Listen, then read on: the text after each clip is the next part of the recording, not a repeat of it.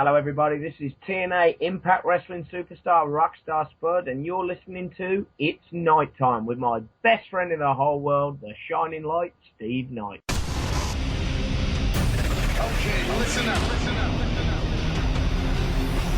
Let's go. You're listening to Europe's #1 pro wrestling podcast. Set no substitutes. Bringing you the best in pro wrestling interviews, news, and opinions with Mr. Stevie Knight. Yes, indeed. Welcome once again to Seconds Away. It's Nighttime Pro Wrestling Podcast with me, Stevie Knight. Happy to be back with you again today. It's been a busy week here in the old Knight household.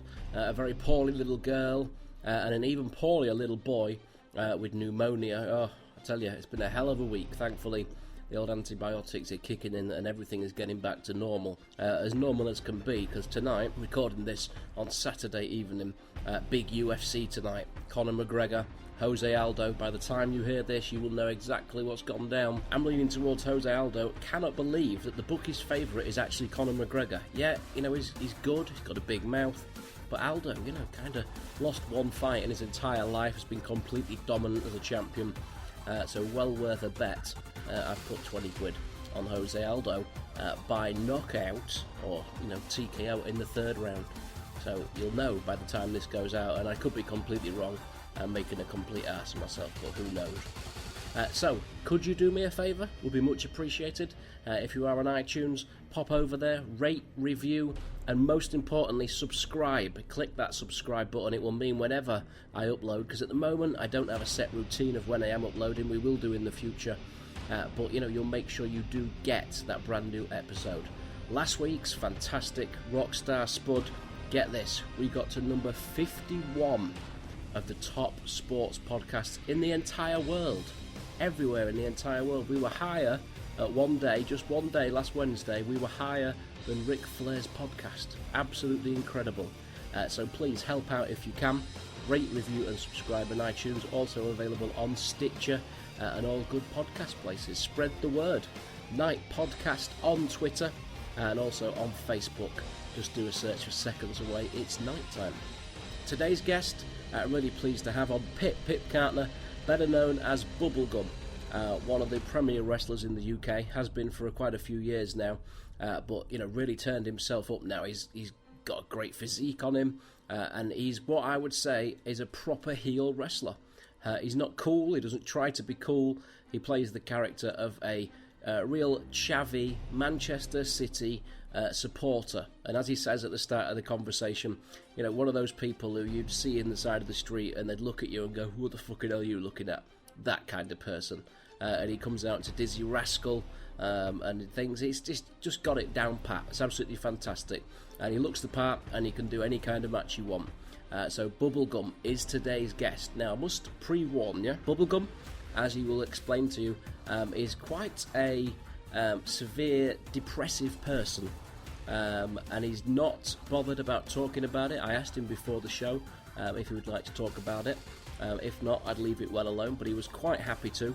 And if you yourself suffer from depression, or you got friends and family that suffer from depression, it's really interesting to listen to Pip, because honestly some of the stories he tells, self-harming, etc., suicide attempts, obviously not the usual thing you'll hear on a wrestling podcast, but it ties into the fact that a lot of wrestlers, I think, have got emotional problems, depression problems, and it's a mental escape to be somebody else. You know, if you don't want to be Joe Bloggs and you can become Superman every weekend, that's what you do. That's what you do to get out your depression.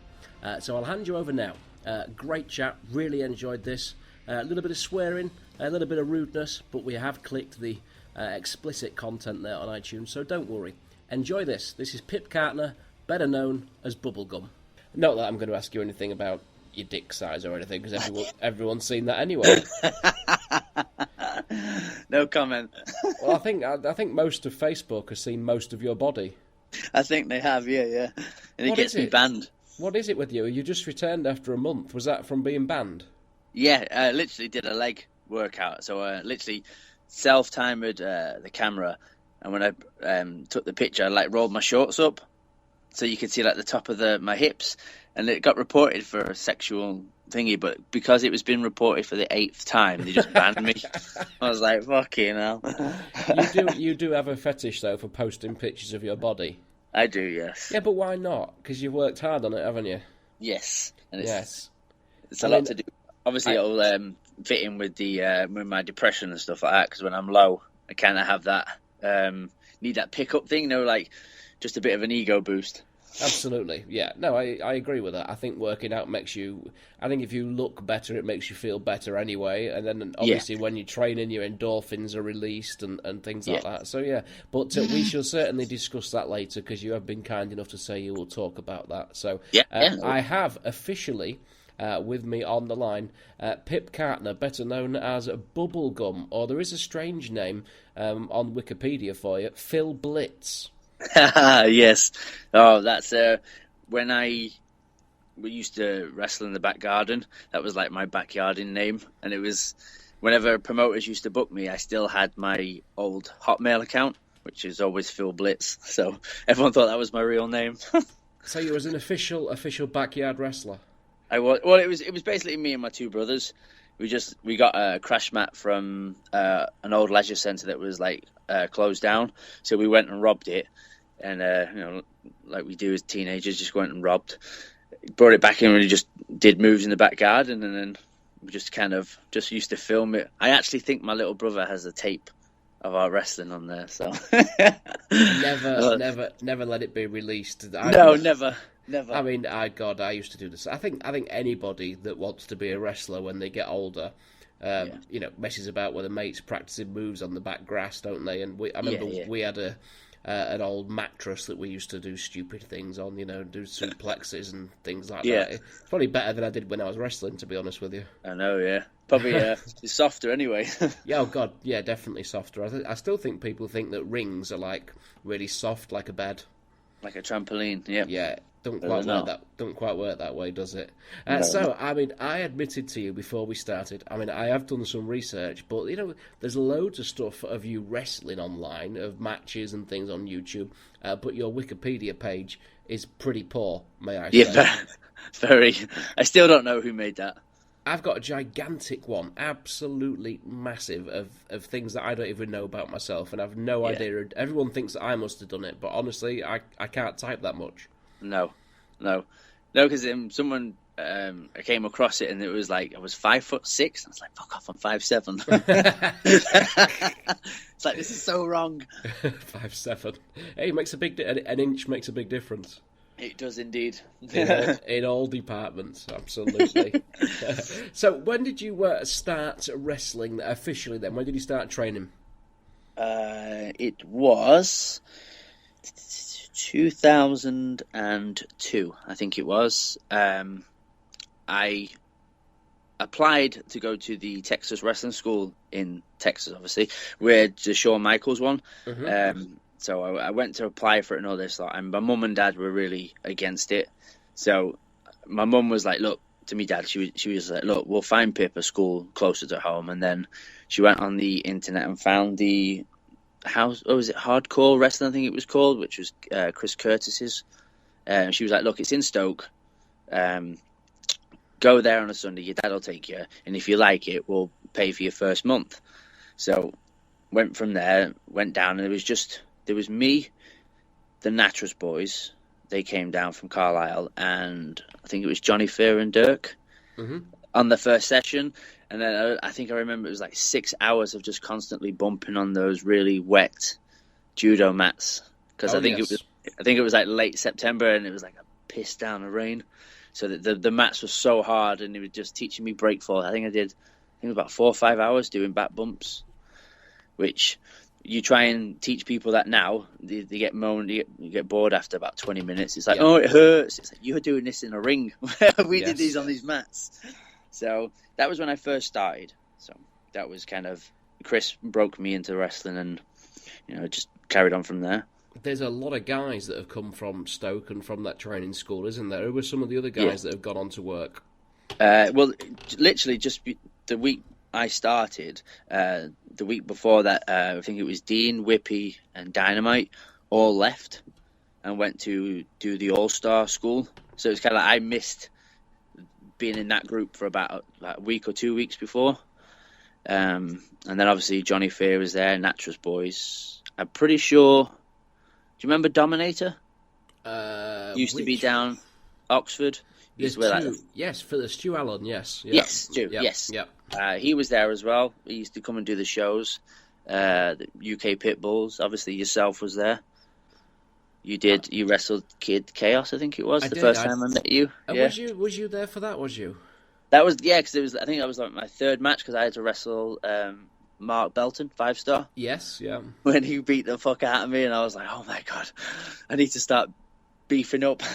Yeah, I remember I put up rings for, a year, and then did photographs and things like that, and then the first match I ever had, I remember thinking, my God, I thought it was going to be a lot easier than this. I remember ringing my mum in tears, like, maybe I don't want to do this, Mum. It was a bit hard, but until you get with guys that are actually going to teach you and not beat shit out of you, it is a bit difficult.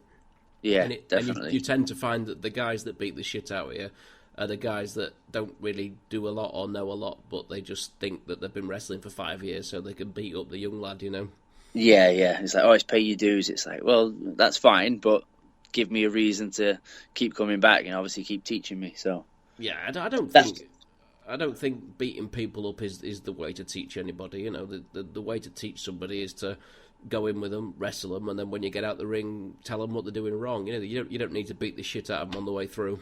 No, because it was because I take the teaching at Preston, so I tell them it's like in my 13 years, I think the first 5 years it was still, I don't know, I don't think I was taught, but I don't think it was the right way. Mm-hmm.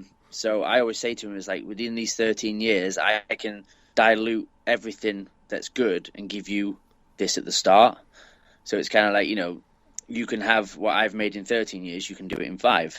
Yeah. It's kind of like, get there quicker just to save your body, because when I think back of how long, when even yourself as well, you think back all the unnecessary stuff that we did. Oh God, yeah. And if we were remembered what we do now, then it was like you would have saved our bodies so much. We might be in better shape, yeah. Yes. Although you are in great shape now. We'll go into that. In fact, we'll go for that from the start. You was a skinny little guy, wasn't you? Very skinny. I mean, up until when did you start actually seriously hitting the gym and things? It was literally after my first lad was born, Rock. I took a year out because I wanted to kind of, because obviously being a father, like you said, being new, it was very scary. So I didn't want to be away and then miss anything. So I think it was about just shy of 3 years ago now. I kind of just got a meal plan down, and then the gym, and then just kind of went through there, just pushed it, and then just kept changing it.